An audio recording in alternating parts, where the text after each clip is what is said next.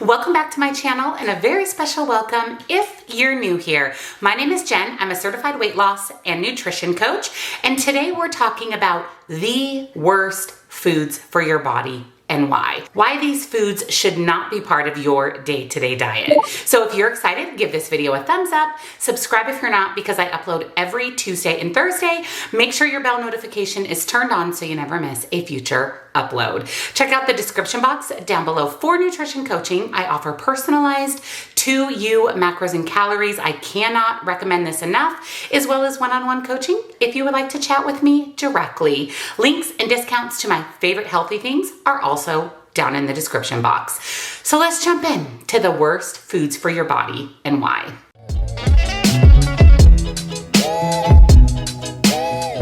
They say you are what you eat, but really nobody listens. If that were the case, the weight loss industry would look completely different. But there are so many treats and unhealthy foods that just pack the aisles at our grocery stores. And it can be really hard to resist those tasty temptations. That's where this list came from. That's where the list of the worst foods from your body came from. That way, next time you're grocery shopping and you're adding all those splurge items to your cart, you may take a double take at some of these foods and reconsider whether or not you want to bring these into your house. Now, none of these foods are off limits. These are just foods that maybe should be eaten in a little bit more extreme moderation than others.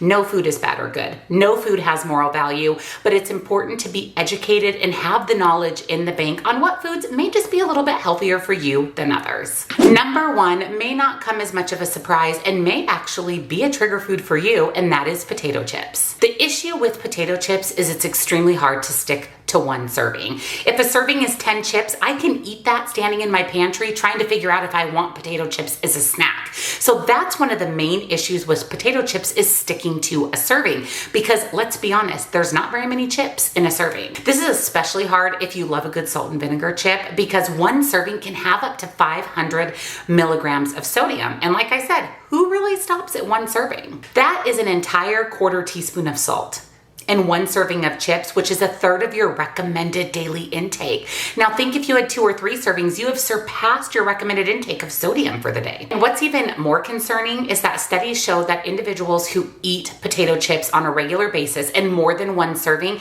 pack on the pounds more than individuals who drink sugary sodas every day. They're deep fried, they're full of carbohydrates and full of fat. And it's okay to eat potato chips, but make sure you're sticking with the serving, as hard as that is. And if they're a trigger food for you, reconsider bringing an entire big bag into your house and maybe buy little individual servings so you're less likely to overeat. Number 2 is fried chicken. And we know that chicken is one of the leanest, healthiest meats out there, but when it's fried in batter and grease, it all of a sudden becomes pretty unhealthy. When we batter chicken and then we fry it, the batter itself absorbs a lot of the unhealthy oil, not to mention what is absorbed by the chicken itself. And when we deep fry in really high temperature oil, especially oils like canola oil and vegetable oil, it turns that fried chicken into trans fats. And we know that trans fats should be avoided entirely or eaten in very, very, very, very small amounts. Saturated fat, trans fats, they all raise your LDL cholesterol, which is your bad cholesterol. And fried chicken is a triple threat for this. We have oil, we have breading, we have trans fats. You're better off having baked or roasted chicken over fried chicken, or bread your chicken yourself and throw it in your air fryer to avoid all of this unhealthy fat. Number 3 are donuts. Donuts, just the name in itself, dough, can lead you to believe that this is an unhealthy food. They're basically made up of white flour, sugar, and vegetable shortening. That is the epitome of a donut. And then it's fried in lots and lots of unhealthy grease. So this again means that donuts contain trans fats, which is the worst fat that you can put into your body.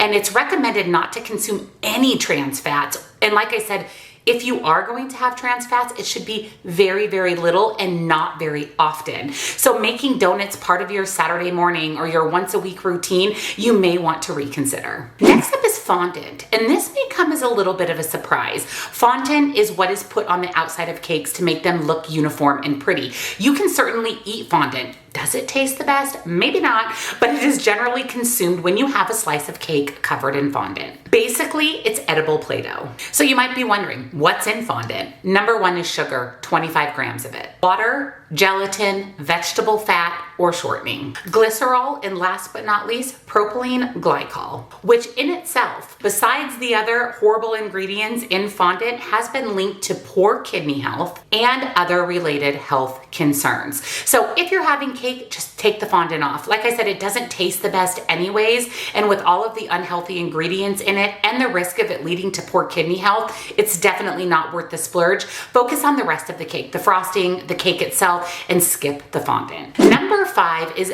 deli meat. Cured deli meats contain what is called sodium nitrate. They also contain nitrites. Nitrates are the leading cause of inflammation. If you suffer from inflammation, which I do, it is very important to monitor the amount of deli meats that you're taking in, and whatever ones you are consuming need to be nitrate and nitrite free to avoid inflammation. There are better deli meats out there than others. Let me know down in the comments if you'd like a video about what deli meats are better than others, which you should grab and which you should leave behind. Number 6 are cheese fries. I mean, cheese fries are delicious, but here's why cheese fries should be avoided. Store-bought cheese sauce like Kraft Cheese Whiz contains 430 milligrams of sodium per serving, which is generally 1 to 2 tablespoons, which is way less than what's drizzled over your favorite French fry. It also contains 10% of your daily recommended fat intake. Now, we haven't even talked about the French fries that are fried in oil, that are a simple carbohydrate, then we're loading them up with unhealthy sodium-filled cheese. You can skip the store-bought cheese sauce, skip the fried French fries from your local fast food chain,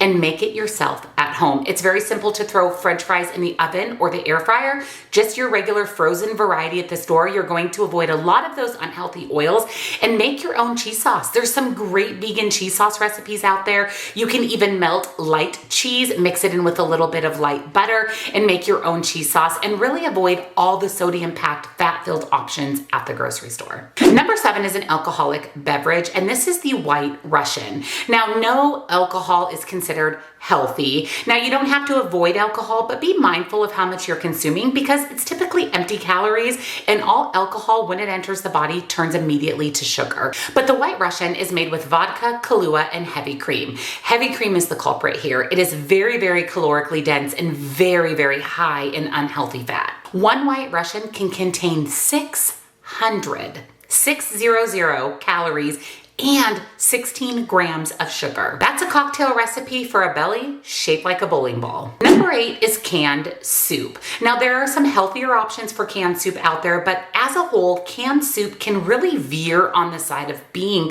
one of the worst foods for your body. You might think there's beans, vegetables in this soup. How bad can it be? The issue with canned soup is the sodium. If it isn't loaded with sodium, it's almost impalatable. The soups that are low in sodium just taste very blah and bland. So we're automatically going to reach for the soups that taste good, and those are generally loaded with sodium.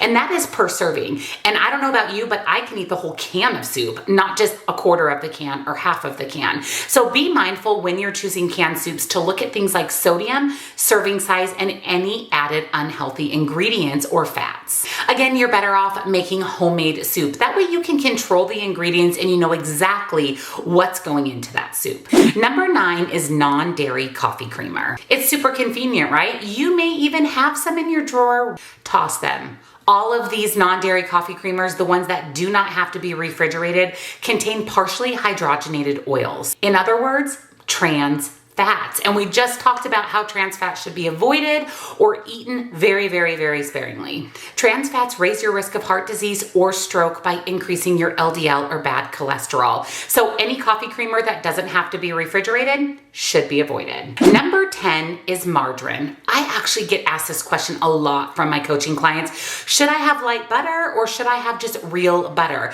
Anytime you can eat real food, it is better overall for your health as well as for your body. Your body doesn't know what margarine is. Your body knows what real butter is. Consuming margarine is a risk for coronary heart disease because, again, it contains trans fats. The more solid the margarine, the more trans fats it contains. So think about that as you're scouring the grocery store. If the margarine you buy for your family is pretty solid in form, it contains more trans fats than you probably want to be consuming. Butter, real butter, is always a better choice. Number 11 are hot dogs, these pinkish brown mystery meats. You've probably heard hot dogs are not made up of ingredients that maybe you want to eat. If you really knew what was in your hot dog, you may be thinking twice about it. They're made up of the trimmings of better cuts of meat, ground beef, steaks, etc., mixed with nitrates to help the meats bond together. We talked about nitrates and inflammation when we talked about deli meats. There's also random things in hot dogs like pig parts, pig snouts, things like that. So think about hot dogs, look at the ingredient label. If you're going to eat a hot dog, pick one that is free of nitrates and nitrites and one that is all beef. Like when you turn the package over, you can read every ingredient in there and it is as whole real food is absolutely possible. Number 12 may also come as a bit of a surprise, and this is a veggie burger. Adopting a plant-based diet overall is a really smart move. Unless you're choosing unhealthy ingredients in place of beef. To make a veggie burger taste good and to make us want to eat them, generally a lot of the beef is swapped out with high fat ingredients and saturated fat. Again, saturated fat leads to high cholesterol, high LDL cholesterol, which puts you at risk for heart disease. Another red flag for veggie burgers, especially ones that we buy in the frozen section or in the fresh section of our grocery store, is back to their sodium content. They're generally very high in sodium, upwards of 900 milligrams per burger, which is over half of your daily recommended intake. Make them at home. Google some veggie burger recipes. There's a lot of healthy ones out there. You can make them up at home. And again, anytime we prepare something at home, we control what goes into them. We control the fat, we control the sodium, we control the ingredients, which is the perfect place to be. You can still enjoy veggie burgers, just make a healthier choice.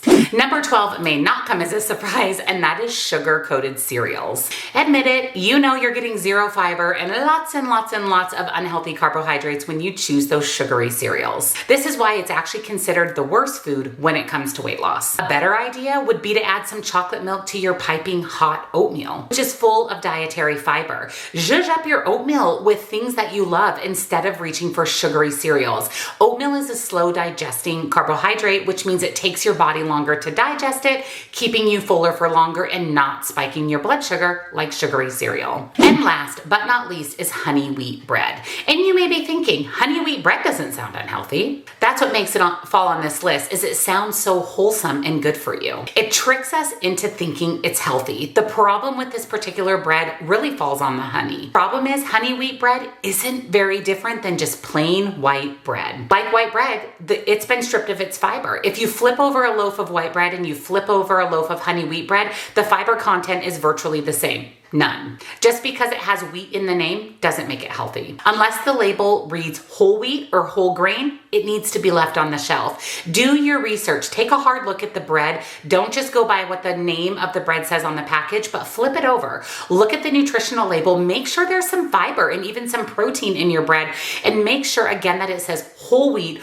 or whole grain and that it isn't a refined carbohydrate. So those are the worst foods for your body and why. Let me know down in the comment, did any of these surprise you? Are any of these foods that you eat on a regular basis that you were like, maybe I don't need to be eating these foods on a regular basis? Let me know down in the comments. And if you enjoyed today's video, give it a big thumbs up. Subscribe if you're not, because I'd love to have you here, and turn your notification bell on because I upload every Tuesday and Thursday. I will link nutrition coaching as well as all of my favorite healthy things down in the description box for you. Thank you so much for watching, and I'll see you next time. Bye.